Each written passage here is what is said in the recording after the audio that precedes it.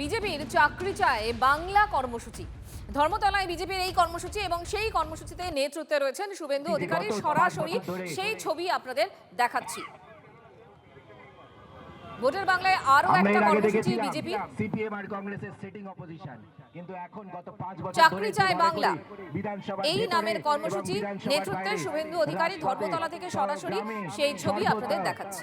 ভারতীয় জনতা পার্টি যেভাবে লড়াই করেছে সম্মানীয় শুভেন্দু দার নেতৃত্বে, আজকে পশ্চিমবঙ্গের যুব সমাজ ভরসা করে দাদার কাছে আসছে যে পশ্চিমবঙ্গে যে আজকে চাকরি নেই, এই পরিস্থিতি থেকে পরিবর্তন দরকার। এবং আমি আগ্রহ করব যে তরুণ যুব সমাজ যারা এই মমতা বন্দ্যোপাধ্যায়ের বরখাস্ত চিঠি লেখার জন্য আসছেন, তারাই মঞ্চের সামনে এগিয়ে আসুন। এগিয়ে এসে আপনাদের মুখ্যমন্ত্রী মমতা বন্দ্যোপাধ্যায়ের বরখাস্ত লেটারটা জমা করুন। যে মুখ্যমন্ত্রী চাকরি দিতে পারে না, যে মুখ্যমন্ত্রী চাকরি দিতে পারে না, যে মুখ্যমন্ত্রী শিল্প আনতে পারে না, যে মুখ্যমন্ত্রী বিনিয়োগ আনতে পারে না, আর শিল্পর নাম করে বোমা শিল্প, চপ শিল্প, হাতে কেটলি ধরিয়ে দেয়, হাতে চপ ধরিয়ে দেয়, সেই মুখ্যমন্ত্রীর পদে থাকার ছবি দেখাচ্ছি আপনাদের। এই মুহূর্তে ঠিক গতিবিধি কি, এই মুহূর্তের ছবিটা ঠিক কি? সুশোভন আমাদের সহকর্মী এই মুহূর্তে আমার সঙ্গে রয়েছেন। সুজয় আমাদের সঙ্গে রয়েছেন, মাফ করবেন সুজয়। এই মুহূর্তে কি ছবি ধরা পড়ছে? এই বৃহৎ কর্মসূচির মাধ্যমে আমরা 10 লক্ষ চিঠি নিয়ে মুখ্যমন্ত্রী মমতা বন্দ্যোপাধ্যায় কার্যালয়ে পৌঁছে দেব। মঞ্জুরা, প্রশ্নটা যদি আরেকবার করো। সুজয়, এই মুহূর্তে কি ছবি ধরা পড়ছে? এই চাকরি চায় বাংলা। দেখো, চাকরি চাই নামে একটি কর্মসূচি, যেটা মূলত ভারতীয় জনতা যুব মোর্চা, বিজেপির যে যুব সংগঠন, তাদের তরফ থেকে এই কর্মসূচি। সেখানে এই মুহূর্তে আমরা দেখতে পাচ্ছি পোস্টকার্ড সহ সই সংগ্রহ অভিযান, যেখানে শুভেন্দু অধিকারী উপস্থিত রয়েছেন। মূলত প্রায় 5 লক্ষ এরকম পোস্টকার্ড এবং সই সংগ্রহ করে নবান্নে পাঠানোর যে পরিকল্পনা, সেই পরিকল্পনা থেকেই আজ থেকে শুরু হলো শুভেন্দু অধিকারীর নেতৃত্বে। এবং এক এক করে আমরা দেখতে পাচ্ছি বেকার যুবক যারা, তারা চাকরির আশায় এই পোস্টকার্ডে সই করছেন এবং সেই সমস্ত পোস্টকার্ড সই সম্বলিত পোস্টকার্ড জড়ো করা হবে। কলকাতা সহ রাজ্যের বিভিন্ন জায়গায় এই অভিযান চলবে। সেই সমস্ত পোস্টকার্ড জড়ো হওয়ার পরই নবান্নে পাঠানোর সিদ্ধান্ত। তার কারণ ভারতীয় জনতা পার্টির যেটা অভিযোগ, যে তৃণমূল রাজত্বে একের পর এক চাকরি চুরি হয়েছে, তার পাশাপাশি বেকার যুবকদের কর্মসংস্থানের কোনো বন্দোবস্ত করা হয়নি। তাই বেকার জনগণ চাকরির দাবি তুলেছে। সেই কারণেই এই অভিনব বা অন্যরকম একটা কর্মসূচি নেওয়া হয়েছে ভারতীয় জনতা যুব মোর্চার তরফ থেকে। এই মুহূর্তে শুভেন্দু অধিকারী বক্তব্য রাখছেন। ধন্যবাদ তোমাকে সুজয়। পশ্চিমবঙ্গ প্রদেশ ভারতীয় জনতা পার্টি যুব শাখা যুব মোর্চা গত কয়েকদিন আগে আমাদের ন্যাশনাল লাইব্রেরি থেকে আমাদের রাজ্যের সম্মানীয় সভাপতি এবং জাতীয় নেতাদের উপস্থিতিতে পশ্চিমবঙ্গের সবচেয়ে বড় জ্বলন্ত সমস্যা বেকারত্ব এবং কর্মসংস্থানের ক্ষেত্রে শূন্যতা, সেটার প্রাসঙ্গিকতা এবং মেধাযুক্ত যুবক সমাজের তাদের যে যন্ত্রণা, তাকে মাথায় রেখে একটা বড় ক্যাম্পেইন শুরু করেছে। তার নাম হলো নিয়োগ চাই, বিজেপি তাই।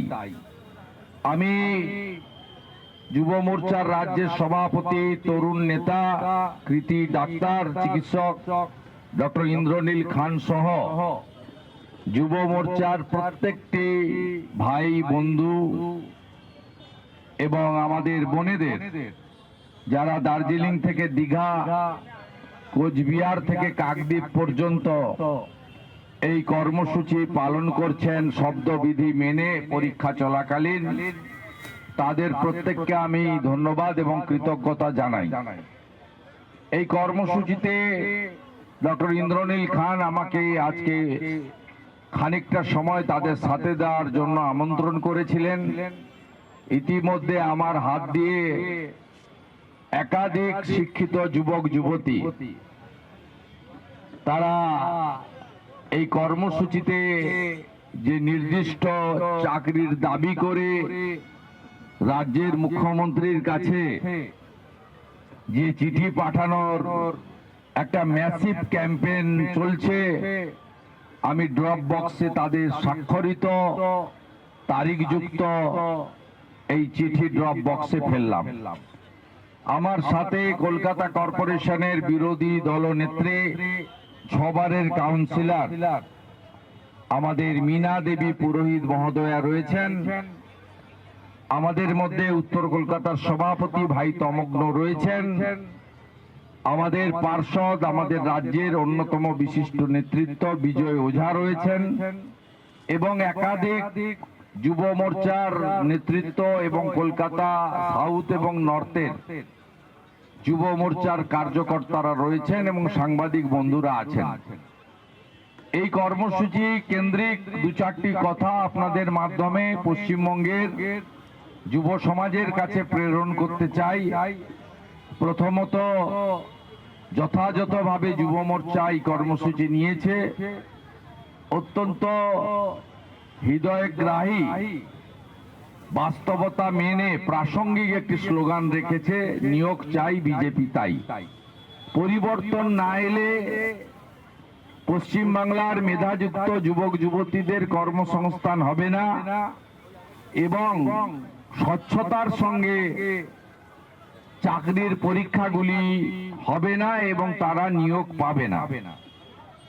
আপনারা যদি গত কয়েক বছরের ইতিহাস পর্যালোচনা করেন বর্তমান সরকারের, তাহলে দেখবেন 2011 সালে 51টি নথিভুক্ত কর্মবিনিয়োগ কেন্দ্রে 99 লক্ষ প্লাস 1 কোটির কাছাকাছি নথিভুক্ত বেকার ছিলেন। আর এই রাজ্যের মুখ্যমন্ত্রী মিথ্যাচার এবং আসল ইস্যু থেকে সবসময় সরিয়ে দিয়ে চটকদারি রাজনীতিতে, নাটক ড্রামাতে বিশ্বাস করেন। তাই আসল বেকারত্বের সংখ্যা যাতে কোনোভাবে সংবাদ মাধ্যম, রাজনৈতিক দল, বিশেষ করে জনগণ জানতে না পারে, তিনি প্রথম কাজটা করেছিলেন কর্মবিনিয়োগ কেন্দ্র তুলে দেওয়া। আজকে রাজ্যে কোনো কর্মবিনিয়োগ কেন্দ্র ফাংশনিং নেই। কর্মবিনিয়োগ কেন্দ্রের আধিকারিক এমপ্লয়ীদেরকে লেবার ডিপার্টমেন্টের সঙ্গে সংযুক্ত করে দেওয়া হয়েছে। এই কাজটা অত্যন্ত ক্লেভারলি মুখ্যমন্ত্রী করেছেন।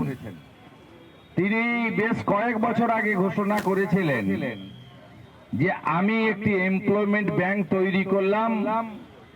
এই এমপ্লয়মেন্ট ব্যাংকে যারা নাম নথিভুক্ত করবেন তারা মাসে 1500 টাকা করে বেকার ভাতা পাবেন এবং ক্রমান্বয়ে চাকরি পাবেন, তারা বেরিয়ে যাবেন। আবার নতুন নতুন শিক্ষিত বেকাররা তাদের কলেজ ইউনিভার্সিটি শেষ করার পরে তারা সেখানে নাম নথিভুক্ত করবেন।